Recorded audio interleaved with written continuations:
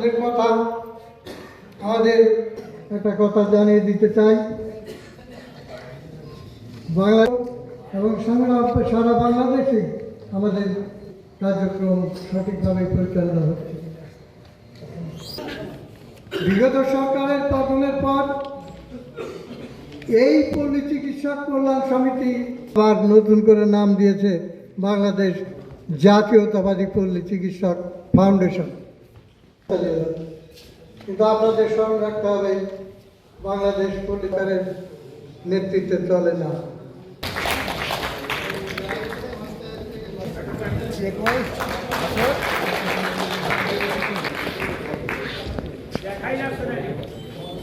নতুন এবং ফিরে আসা গ্রাহকদের জন্য নগদে চলছে ক্যাশব্যাক সহ প্রতিদিন হাজারো উপহার জেতার সুযোগ। হবে আশা আর ফেরা সারপ্রাইজ সেরা। চিকিৎসক সমিতি যদি অরাজনৈতিক হয় তাহলে রাজনৈতিক নেতাদের কাছে আপনারা জানবেন। আমরা যাই তার ব্যাখ্যা একটাই, ডাক্তারের নামের আগে সার্টিফিকেটে কোনো ডাক্তার লেখা থাকে না, কোনো এক্সপিরিয়েন্স ডাক্তারের সার্টিফিকেটে কোনো ডাক্তার লেখা থাকে। অতএব এই ডাক্তার শব্দকে মুখের ভাষাকে কেউ কেড়ে নিতে পারে।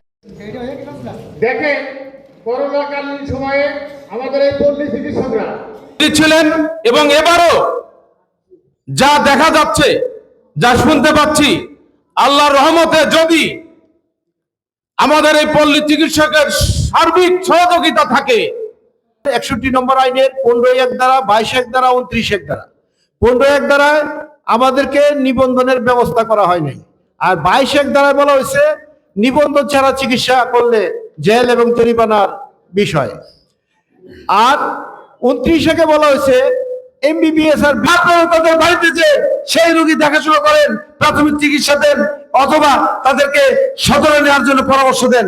এগুলো কিন্তু আমার পল্লী চিকিৎসক বাইরে করে থাকে।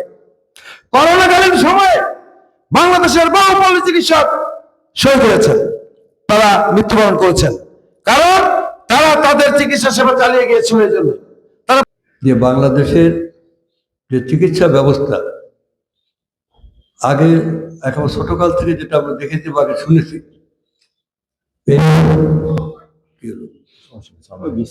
এই দেশটা হচ্ছে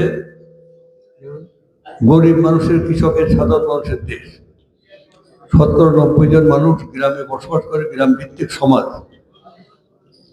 আগে এক সময় 90-95% লোকে গ্রামে বসবাস করতো, তখন মাগুরো একটা গ্রামের একটু ডেভেলপ ভিলেজ ছিল, এরকম আর কি।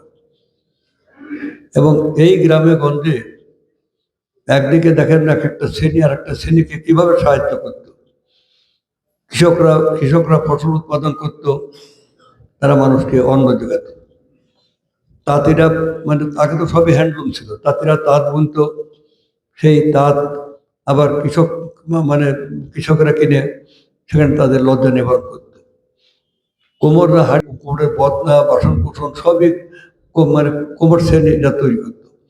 সেইটা কৃষকরা কিন্তু আরেকজনের কাছ থেকে এই সময়, এক সময় তো বাটার সিস্টেম ছিল, যে আমি একটা কাপড় দিচ্ছি আপনাকে, আপনি আমার 10 কেজি চাল দেন, এরকম সিস্টেম ছিল। তো জেলেরা মাছ ধরতো, ব্যাপারীরা আবার সেই মাছ বিক্রি করে বেড়াতো। হ্যাঁ, মানে অর্থাৎ অর্থনীতি ছিল কৃষক অথবা কৃষি নির্ভর, এখনো তাই। এখনো গ্রামে যারা বসবাস করে হয় কৃষক অথবা কৃষি নির্ভর বিভিন্নভাবে। তো এই গ্রামের এই সাধারণ মানুষদের চিকিৎসা করতো কিন্তু গ্রামের এই সমস্ত যাদের আমরা বলি কোয়ার ডাক্তার, এরা।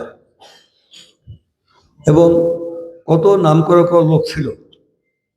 আর ওই যে একটা বৌদ্ধ শ্রেণী ছিল, বৌদ্ধি মানে বলে, সেটা হলো যে ওই গাছগাছাড়া এই সমস্ত মানে করে হোমিওপ্যাথির চিকিৎসা, এটা কোনোদিনও তেমনভাবে চালু হয়নি। কিছু কিছু নাম করা লোক থাকে, কিন্তু তেমন হয়। কিন্তু পল্লী চিকিৎসক